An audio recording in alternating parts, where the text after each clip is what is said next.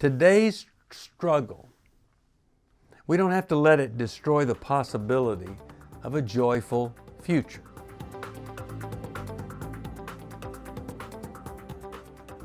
From New Life Ministries, this is Going Deeper with Stephen Arterburn. I'm Stephen Arterburn.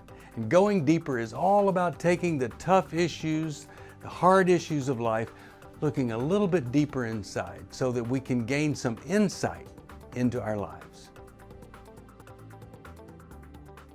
Hi there, Steve Arterburn here, and thanks for joining me for Going Deeper. And we're going deeper in this little three-part series on today, yesterday, and tomorrow. We certainly have enough trouble for today. All of us do.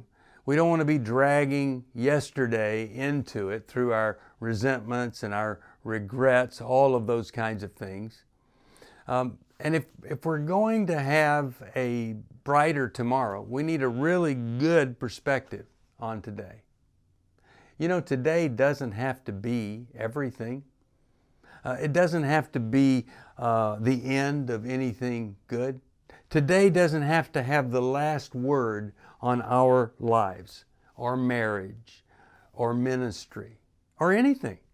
You know, today does not have to be the end all, the punctuation, whatever, of our lives. We can move beyond today, no matter how tough it is. We can develop some new choices.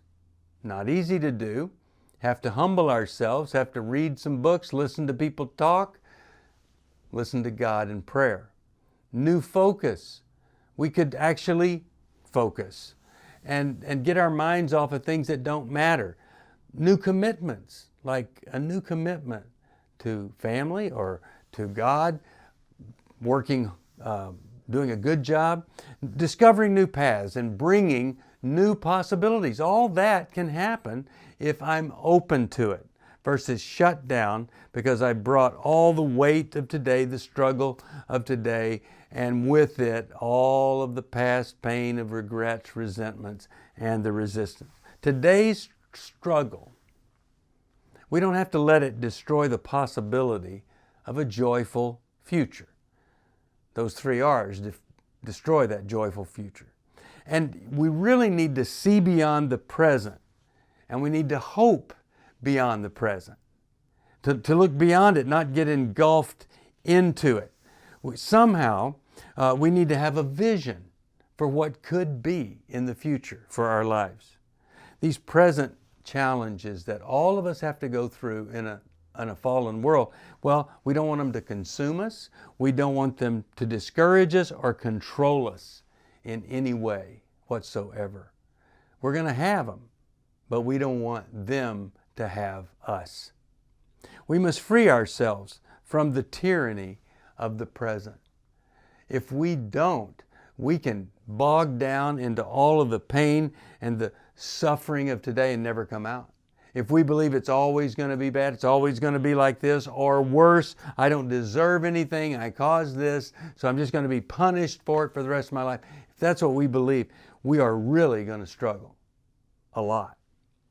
At the same time, when we're not letting the present control us, nor the past, we have to be sure that we are accepting the reality of the present.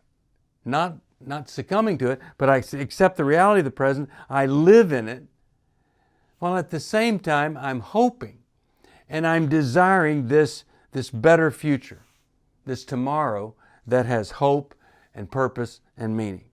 So despising what I have here or being totally ashamed of who I am, that's not going to birth anything new. That's just going to cause my soul, my spirit, everything about me just to die. And it's going to destroy the possibility for greatness that God has instilled within me. You know, you can't experience a bright and wonderful and loving future. Well, you can't do that unless somehow you figure out how to enjoy today, even though it's full of struggle. Henry Nouwen, what a great teacher he was, he said, nobody can dream of a new earth when there's no old earth to hold any promise.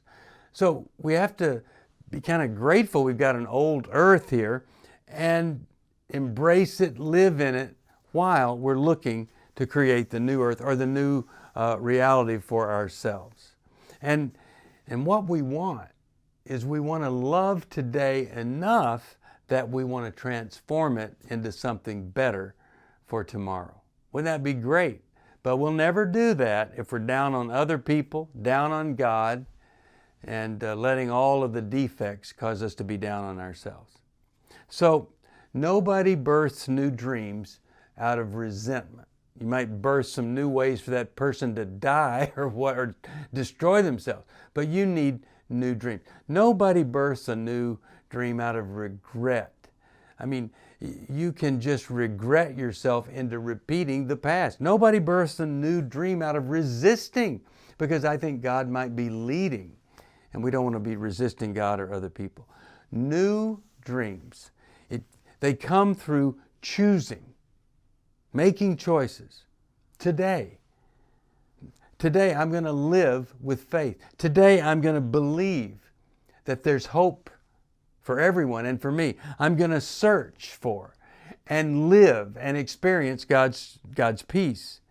And I'm going to live in the presence of God, being in my life. And I'm going to be present to God and to others around me. And I'm going to look for people that just might need a little touch of the divine.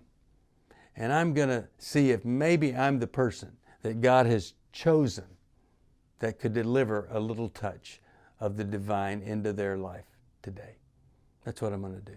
Now you do that, you end up rising above the struggle of the day, not getting tripped up over yesterday, and laying a foundation for a better tomorrow. Thanks for watching. If you need some help, you can call 1-800-NEW-LIFE. If you just email me anything, question, I'd be happy to answer it. stevesocial@newlife.com. God bless you, and don't be afraid to go a little bit deeper in whatever you're doing. Thank you for joining me for Going Deeper. I hope something I've said may have helped just a little bit. If you have a question you'd like me to answer or comment, just email me at stevesocial@newlife.com. I'll see you next time. If you want to support Going Deeper with Stephen Arterburn, be sure to subscribe so you never miss another episode. And if you know someone who would benefit from this episode, be sure to share it with them. See you on the next Going Deeper with Stephen Arterburn from New Life Ministries.